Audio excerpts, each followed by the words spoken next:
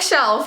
That's so weird to say that. Oh my gosh. It sounds amazing. I'm so excited. I'm so happy to be in the Jessii Vee library. I know. I'm here with my mom, and today we're going to be talking about the ACOTAR series because we both read it, which I find people are surprised about it, okay? Because my friends have read this series, and I told them my mom read it too, and people were like, your mom read it? Because for those of you watching who have read it, it's a little spicy. It's spicy. But like, I have a cool mom.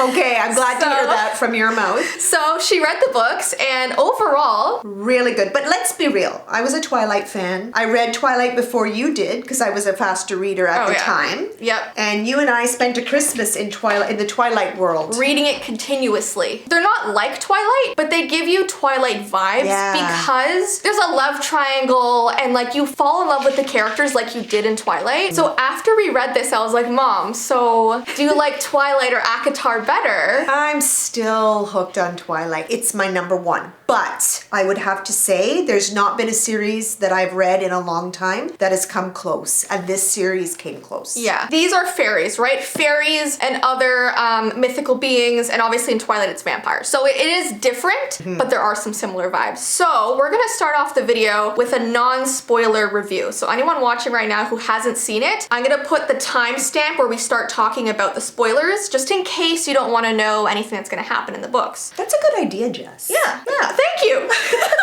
If you have not read this, the first book is A Court of Thorns and Roses. Then we have A Court of Mist and Fury. Then, Mom, we've got A Court of Wings and Ruin and A Court of Frost and Starlight. And this one's actually a novella. That's how we end it. And then there's also A Court of Silver Flames, which I'll talk about afterwards. If I had to rate this entire series, for me personally, I give it a 5 out of 5. My favorite series ever. I would recommend you read this if you like have a reading slump going on or you haven't read in a long time. I'm gonna say a 4. I'm gonna say that's big for me. What about like a 4.5? No, I'm gonna say a 4, and that's huge for me. Books for me, they have to give me all the feels, all the feels. They didn't give you all the feels? They gave me a lot of feels. We have to give it a spice meter rating, like I did in my previous video. So basically, if it's 5 out of 5 chili peppers, it is like that, there's no plot. It's just the whole, that's like 50 Shades of Grey stuff.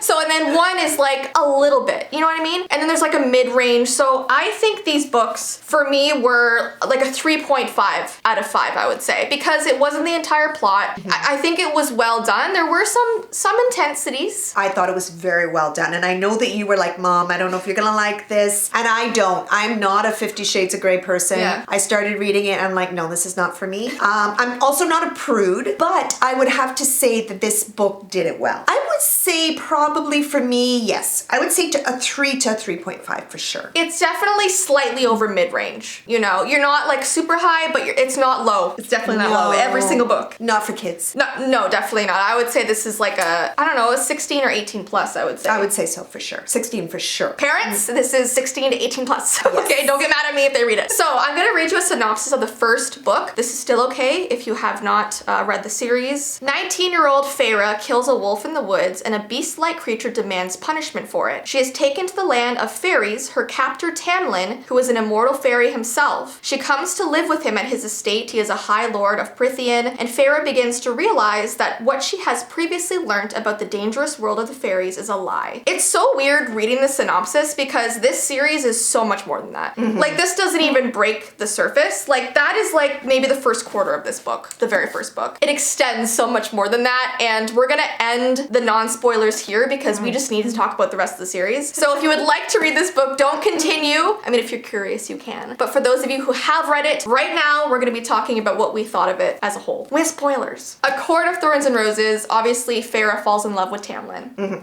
Our boy Tamlin. Our boy Tamlin. Yeah, so I'm on the fence with Tamlin. Yeah. I think he rescues her and he's so there for her at the worst part of her life. And I mean, he could have taken her throat out for what she did, but he didn't. He looked after her family. I was a real Tamlin fan of the first book. Me too. But we don't like men who control people. He got crazy in the second book, even towards the end. And like, this book is it reminds me of Beauty and the Beast. Yeah. You know, she's taken captive, she falls in love with her captor. A little messed up. up. But that's why we loved Tamlin in this one. But I have to say, when he was taken captive and Feyre was going through all the trials, I was annoyed that he wasn't even doing anything. Like, he was standing there, and I know he was trying to keep her safe because if he showed emotion, they'd probably kill her, right? Yeah. But it annoyed me that he did nothing. And then at the very end of the book, like, I felt like Rysand was really fighting for her. By the way, Rysand, there's a whole thing. People think his name's either Rhysand and Rhys is his nickname, or his name is Rysand. I call him Rysand. So do I. But many people call him Rhysand. Okay. So we need to know. and then it's Feyre. I mean, once Rysand came into the picture and she went and she stayed with him in A Court of Mist and Fury, she escaped Tamlin. I mean, the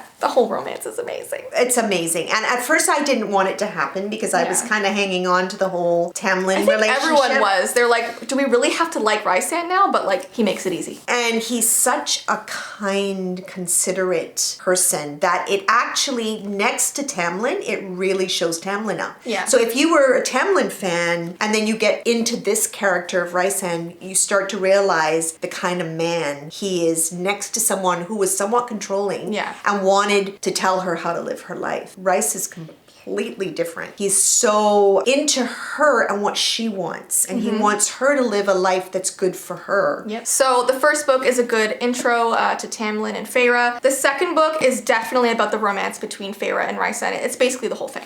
I mean, this whole entire book is just spicy scenes, basically. That's what it's known for, right? Like, people love this book because it's beautifully written. It is. It's beautifully written, but it's spicy. It's very spicy. Yeah. And then the third book we have here, this one is mainly about war, I would say. It's exciting though. This one, honestly, I know this is controversial. This was my favorite book. I don't know if you have a favorite. I'm gonna say probably this one because I really like the romance. I love the romance, and I love getting to know the characters on a deeper level, and I felt that really did it. But this was a page turner. Oh yeah. You couldn't put it down. Yeah. It was amazing. This was my favorite. So much war.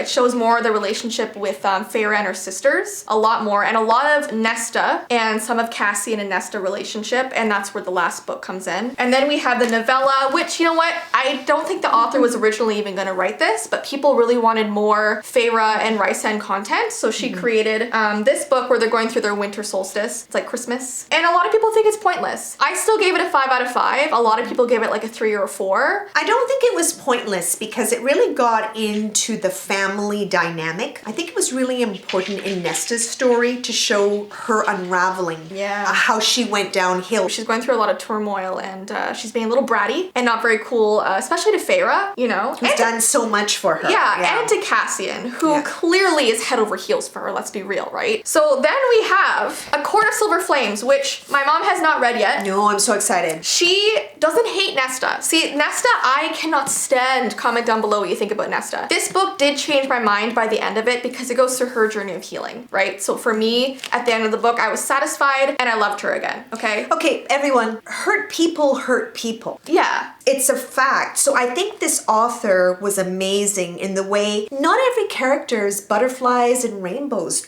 People have some really dark stuff they're dealing with. And I love having a character that shows these real emotions and the fact that people go through depression. They go through really, really difficult times. And the fact that she was able to bring this character to life in this real way. If we loved Nesta, her actual dark place would be pointless because we don't like people so much when they're in dark places. They become someone different sometimes. I think I love this character because of that. That's true, and I think the author actually dedicated the book, let's see, for every Nesta out there, climb that mountain. So maybe you relate to Nesta, and this is a good book to read if you do.